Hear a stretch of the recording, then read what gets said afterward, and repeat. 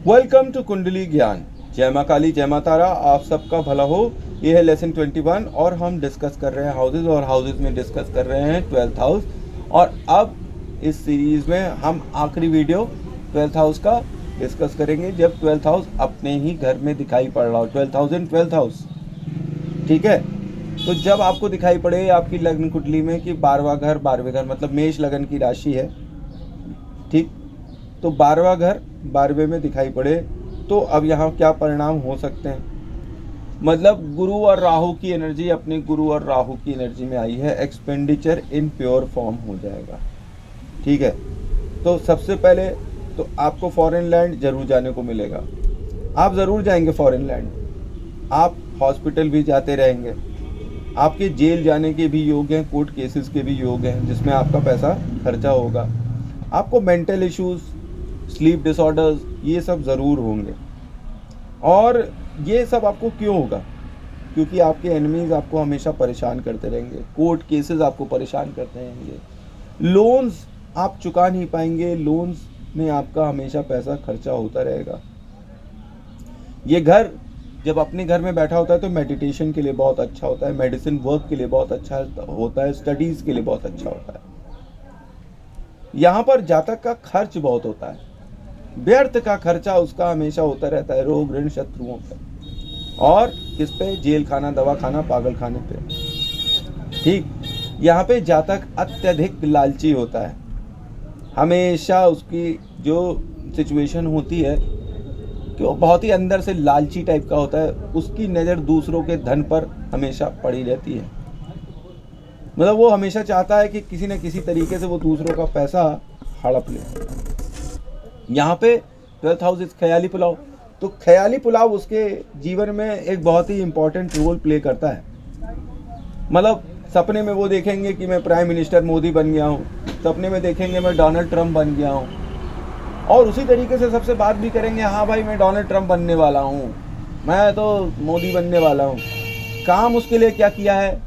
0 बटा सन्नाटा, कुछ काम नहीं किया है, चाहिए सब कुछ उनको। तो जीवन काल में हमेशा वो जो हैं परेशान ही रहते हैं, क्योंकि वो कभी अचीव नहीं कर पाते। They not achievers actually. जो वो अचीव करना चाहते हैं लाइफ में वो नहीं अचीव कर पाते हैं। कुछ और अचीव कर ले जाए, बात अलग है, और ग्रह दशाओं की वजह से। पर 12वें घर के अंदर आपको केवल ख्याली पुलाव की ताकत जी भर कर देता है। आप कभी जापान जा रहे होते हैं, कभी ईरान जा रहे होते हैं, कभी अमेरिका जा रहे होते हैं, कभी रशिया जा रहे होते हैं। आप पूरी दुनिया घूम लेते हैं, पर आप रहते हैं एक ही जगह है। कहाँ? जहाँ आपने जन्म लिया है। आप धरातल पर ही रह जाते हैं, पर दिमाग से आप हर जगह घूम रहे होते हैं। यहाँ पे आपको नाइट इश्यूज भी दे सकता है। मतलब आप रात में जग कर कोई भी व्यर्थ के काम कर सकते हैं, फालतू के काम, जिन पर फालतू का पैसा खर्चा हो रहा होगा। ये भी नहीं कि कोई कंस्ट्रक्टिव काम करे रात में जग के। रात में जग के ऊट पटांग काम करना, टाइम बर्बाद करने वाला काम आप कर सकते हैं। और आपकी ये नियति रहती है कि सब कुछ मुझे मिले और मैं यहाँ पर सब खा जाऊं, क्योंकि ये भोग का घर है ना। और भोग का घर अपने ही घर के अंदर बैठा है, तो आपको सुपर भोगी बना देता है।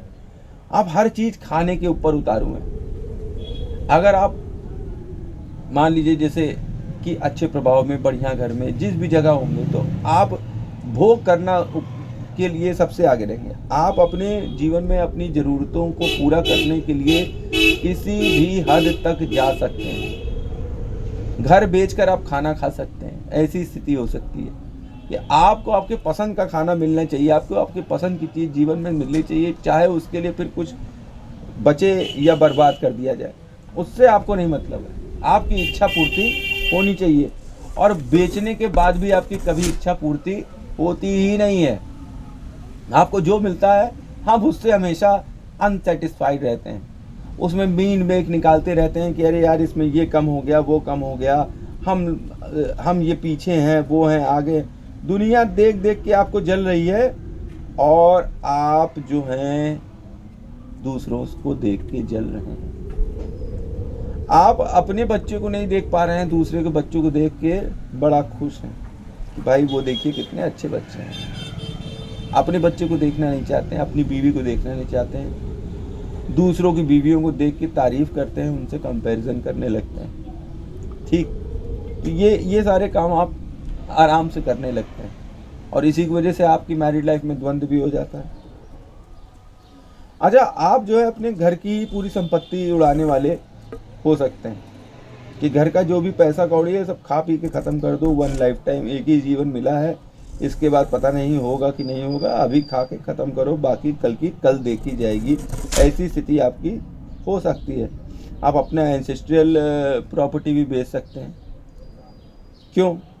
क्योंकि आप यहाँ से ज़रा सा काउंटिंग करिए, ठीक है, तो आपको समझ में आ जाएगा कि भाई चौथे घर पर दृष्टि पड़ रही है, 12वें घर की एस्पेक्ट। अगर मान लीजिए गुरु इसका लीडर है तो घर की संपत्ति बेचकर भाग जाना ऐसे लोगों का नियति होगा। और आप यहाँ पे एक्सट्रीमली कंजूस हो सकते हैं, आपकी जेब से पैसा नहीं निकल सकता है। ठीक, जब 12,000 आता है तो कई बार ऐसा भी देखा गया है कि खर्च तो इनका होता ही है इधर उधर व्यर्थ में, पर ये बहुत कंजूस होते हैं। इनकी जेब से इनके लिए तो पैसा निकल सकता है, पर किसी और के लिए कोई पैसा नहीं निकल सकता है। अच्छा, यहाँ पे आप चैरिटी करने में भी पीछे हो जाते हैं, ना चाहते हुए आप चैरिटी करते हैं। किसी को देना आपकी इच्छा नहीं है, पर फिर भी आपको देना पड़ता है, चैरिटी करना ही पड़ता है। और आप किसी एनजीओ से एसोसिएट हो सकते हैं, फिर उसके बाद आप उसे लीव भी कर देंगे कि आप चैरिटी किसी ऑर्गेनाइजेशन से जुड़े, उसके बाद उसे आपने छोड़ दिया। और आप फॉरेन लैंड जाएंगे और स्टडीज़ के लिए जा सकते हैं, काम करने के लिए भी जा सकते हैं, पर वहाँ से भी आप वापस आ जाएंगे। और आप जब बाहर जाएंगे ना तो आपको एक्सप्लॉइट किया जाएगा, आपका फ़ायदा उठाया जाएगा। आप ना चाहते हुए वहाँ पर पढ़ेंगे, काम करेंगे, जो भी करेंगे, जब आप बाहर जाएंगे आपको एक्सप्लॉइट किया जाएगा। आपका मन नहीं होगा कोई काम करने का, फिर भी आपको करना पड़ेगा। और ना चाहते हुए भी आपको दूर रहना पड़ेगा। किन से रहना पड़ेगा? आप यहीं से बैठ कर देख लीजिए, जोड़ लीजिए किससे आपको अपने घर से दूर रहना पड़ सकता है, ना चाहते हुए भी। एक डिस्टेंस तो बना ही रहेगा। ठीक, 5th house, 7th house, 5th, 7th and 9th दृष्टि ऑफ गुरु, उसके हिसाब से आप देख लीजिए। और आपके छोटे भाई बहनों से आपकी दूरी रहेगी, उनसे आपका डिस्टेंस बना रहेगा। और वाइफ और मैरिज, इससे भी आपकी धीरे धीरे कर दूरी बनने लगेगी। और मैं आपको एक चीज़ और बता दूं कि यहाँ पे पत्नी से आपको फाइनेंशियल लॉस होने की बहुत प्रबल संभावनाएं होती हैं। जब 12th हाउस आता है कहाँ पे? अपने ही घर में, 12th हाउस में। वाइफ से फाइनेंशियल लॉस ज़रूर से देखा गया हुआ है। वाइफ को हेल्थ इश्यूज भी होती हैं और लंबी चलने वाली बीमारियां हो जाती हैं उन्हें, जैसे कि थायराइड, डायबिटीज़, ऐसी टाइप की बीमारियां। एक्सपोर्ट इंपोर्ट के बिजनेस से भी यहाँ पर आपको हानि हो सकती है। मतलब क्योंकि आप बाहर जाते हैं तो आपको एक्सप्लॉइट किया जाता है, तो अगर आप एक्सपोर्ट इंपोर्ट का बिजनेस यहाँ करेंगे तो आपको हानि होगी। और फॉरेन में प्रॉब्लम्स आपको ज़रूर आ सकती है, हेल्थ इश्यूज़ आ सकते हैं। अब हेल्थ इश्यूज़ भी आपको 5th हाउस आप देखेंगे तो ये चंद्रमा के घर पर एस्पेक्ट कर रहे हैं, तो हेल्थ इश्यूज़ इनको किससे होगा? इनके सर के पोर्शन से, मतलब कि जैसे इन्हें कॉमन कोल्ड जैसी नाक की प्रॉब्लम, ये सब नज़ला उजला हो सकता है जब ये फॉरेन कंट्री जा रहे हो। ठीक है, और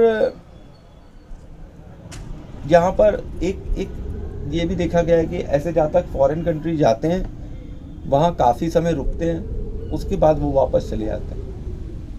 ऐसा कई बार मैंने देखा हुआ है जब 12th हाउस दिखाई पड़ता है।